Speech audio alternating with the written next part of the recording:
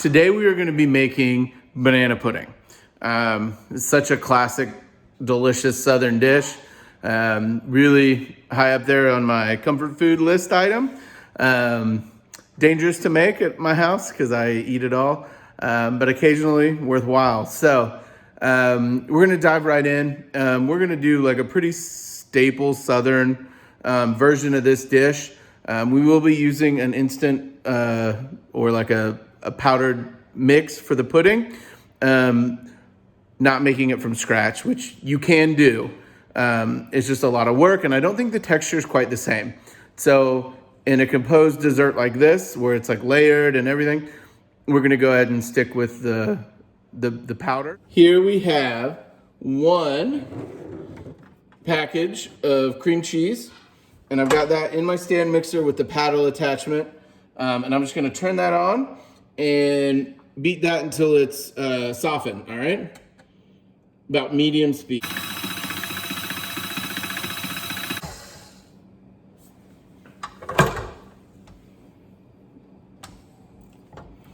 If it gets stuck, get a spatula. You will have to wipe down the sides of this bowl. Just keep that in mind. So you will want to have one of these handy.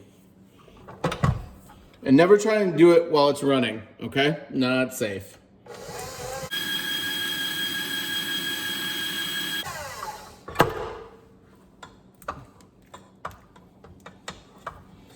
So I didn't let this sit out and come to room temperature, which you can do. But I just think you can also just beat it on a high speed, and then, because science, the friction will warm up the cream cheese, right?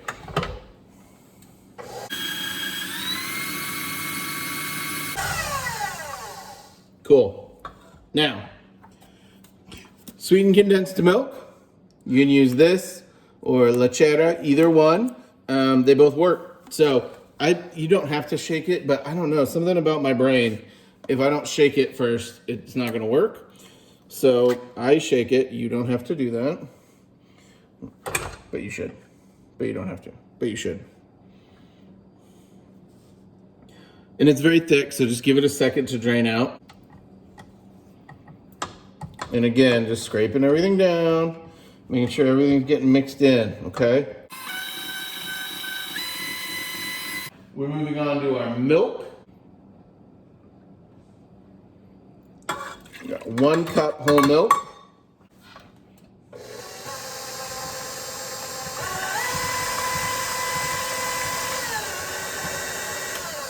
And now I'm gonna scrape down the bottom again, because now we've added like a really liquid item to that. And so I wanna make sure that the solids aren't sticking to the bottom, right? Because then they won't mix. All right, now we've scraped that. We're ready to add in the powder. I need 3.4 ounces of powder. And I'm actually gonna use a scale because I have a big bag of pudding. If you had a small box, those are the right size. So you're good, okay?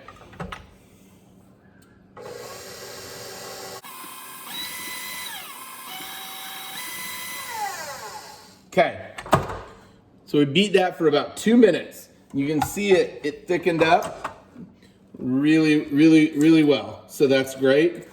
I'm just kind of scraping with this. And then this goes into a bowl, okay? And then we're gonna make some fresh whipped cream, y'all. We're gonna do 3 cups of very cold and chilled heavy whipping cream.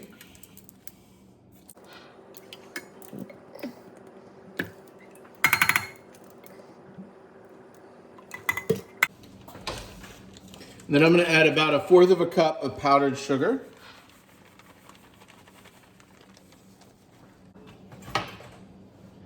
The whip or the whisk attachment for your stand mixer, okay? You can do this by hand, but you're gonna be there a while. So if you don't have one of these, you can use the electric hand beater, right?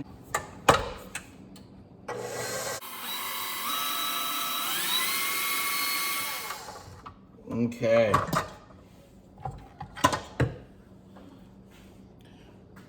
So when we talk about stiff or soft or medium peaks, when you take it out and look at it, if it holds just straight up like this, doesn't fall, doesn't bend or anything, that's a stiff peak and that's perfect. Medium peak will kind of slowly meh, and then a soft peak just falls, right? And that does matter in certain applications, right? So for this one though, we want it to be a really firm setup. We have our pudding mix here that we just made, right?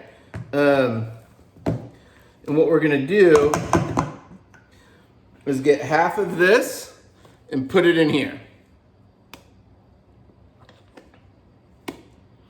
And then we're gonna fold it in, all right?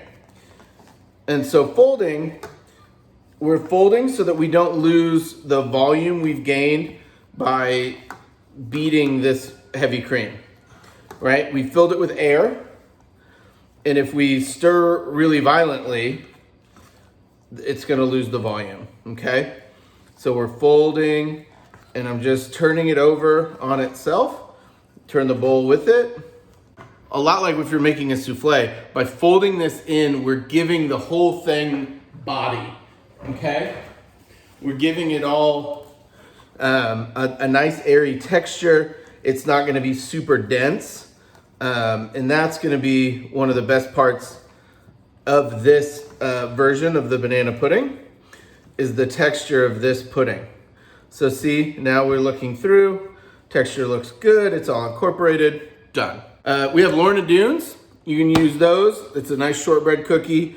You could do Chessman, which is the same type of cookie, just a different brand. And those are a little larger. Nilla wafers, graham crackers. Choice is yours, but you do want like a cookie crunch factor in here. And I like to start with a layer of the pudding. And it's just a thin layer. And then I'm gonna go cookies, then banana, and then whipped cream. And then just repeat, okay?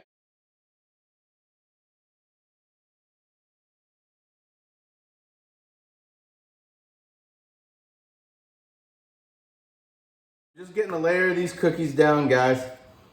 And it just takes a minute, so bear with me. You know, you could, in theory, crumble these all up and sprinkle them in, but I think what you lose there is the texture. Like, these cookies are gonna be really texturally phenomenal when we're eating this, but if you've crumbed them, they're not. Like, they're gonna disintegrate, they're gonna get too soggy, and it's not gonna be as good. And obviously, I'm making this in a very large dish. You don't have to make them in a dish this large. You can often just make them in an individual serving size, right? Container. You get a good layer of whipped cream in here. Everybody likes some whipped cream. My wife and I like a lot of banana, so I'm just halving these slices and I'm just gonna lay them right in. The riper a banana is, the sweeter it is. So if you're doing these like all like real yellow bananas, that's fine, but it's just not gonna make as good of a banana pudding because you're losing that sugar content in the banana.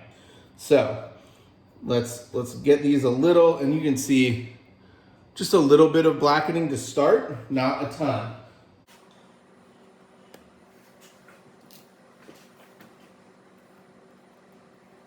So we had extra. We probably misordered a little on our bananas from the grocery store. So we had plenty, which actually is why I was like, hey, I should make banana pudding. To top this, I'm gonna just use the rest of this pudding. And I'm gonna spread that out.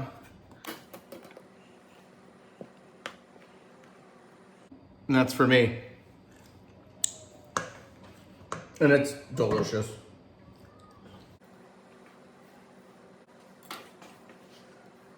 We're just making sure we're getting good coverage. So if you notice zones that have like low coverage here, you're just gonna go back in and make sure you get some banana in there, guys.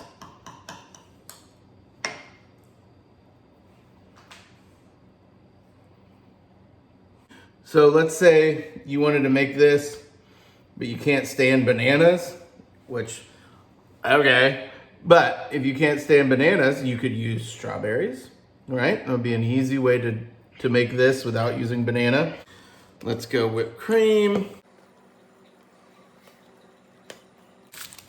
I'm just gonna rough crumble them in my hand.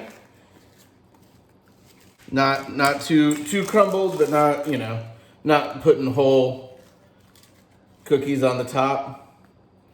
So in this version, the banana is obviously the star. And then the cookies are like, yeah, it's just a little bit of a crunch. You could build it however you wanted. More cookies, that would become the star, right? More whipped cream, more pudding, whatever will change the narrative.